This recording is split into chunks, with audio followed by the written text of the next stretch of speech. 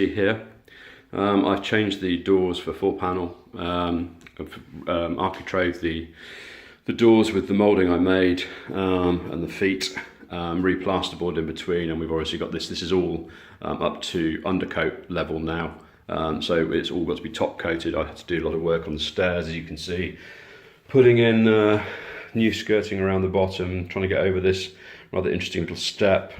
Probably overcomplicated it, but I'm a bit like that, a bit fussy. The stairs I think look great. We went for a barley twist and then fluted alternating hand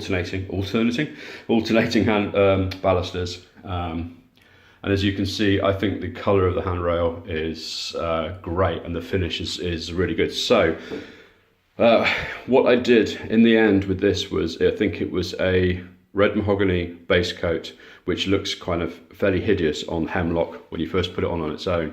A very light sanding, and then I used the Wilkinson's teak finish on top of that, all the way up, and that's what kind of gives it this more yellowy reddy hue, which I think works really well with the base coat. I can't stop touching this because this is so smooth, it's absolutely gorgeous. Then what I did was I knocked it back very, very lightly, went with another coat of the teak stain on top. It just, I mean, it doesn't really affect it massively, but it's enough just to give it a bit more colour. Once that was done, I went for a polyurethane high gloss finish, which once that was dry, after I think it was about 28 hours, I then go all over it with 2500 automotive, it's like a sanding sponge, to knock it back a bit. So it's kind of satin, but it's a bit closer to the gloss side than satin. As you can see, I'll take you upstairs. So there you go. This is how it worked. As you can see, we're going for a runner carpet, so I've had to prep the stairs and paint the stairs as well. That's a video in itself. We're still remodeling upstairs because our planning permission's come through, so the bedroom's going to get changed. Here is the section of grief that took some serious working out. I managed to get rid of these little nicks through some sanding and some clever filling. You do see it because of the window that's over here.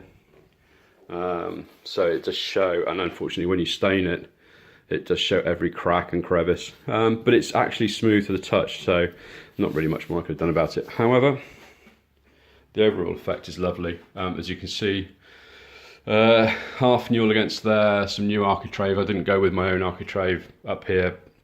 It's a heck of a process, and I don't have a workshop, I only have a garage now, so my spindle moulder annoys the neighbours, so I try and just keep it simple. So there you go.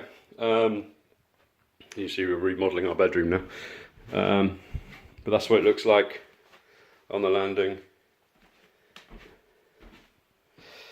and that's what the stairs look like. An interesting process, mapping out the handrail on this wall here, which has now had a coat of paint, obviously, and the plastering's been redone. I've done all that as well. Yeah, mapping it on the wall was absolutely the way to go, one-to-one. If you can't map it out on a wall, good luck. I don't quite know how else you do it. I suppose you could do it through theory, but as I said, it's interesting, this one, because you see on the previous videos the zip bolts, like the zip bolt that was in this bit here.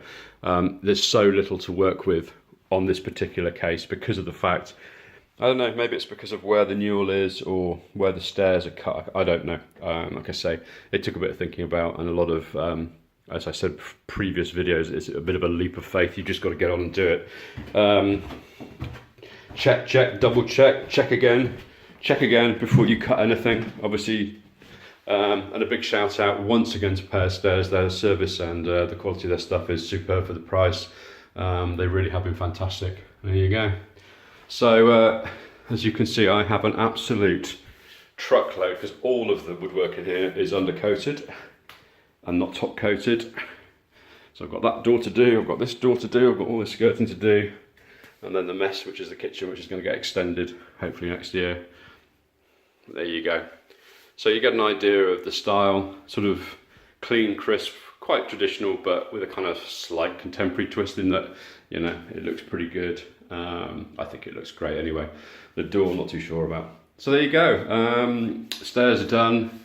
They're rock solid. They look great. A lot of work. You will find that when you stain your your handrail, that the stain, no matter how calm you are with it, goes absolutely everywhere. So make sure you do that first before you start painting your ballusters. And like I say, you can see there's certain parts here that just need touching up where I've had to rub down stuff and fill in some holes. But obviously we're living here, so I'm going to do it as we go. And once I've got all of the upstairs done,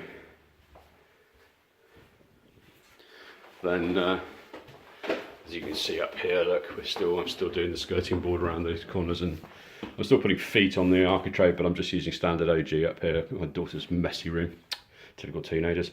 So there you go. Looks quite nice with the radiator covers as well.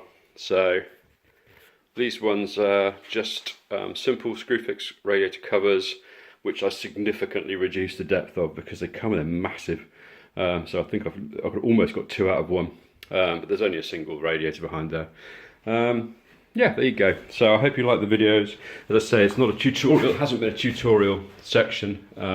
More about my experience of doing it as a cabinet maker and joiner, and having never done one before, I thought you might enjoy it. Take care, and we'll see you in another video. Bye bye.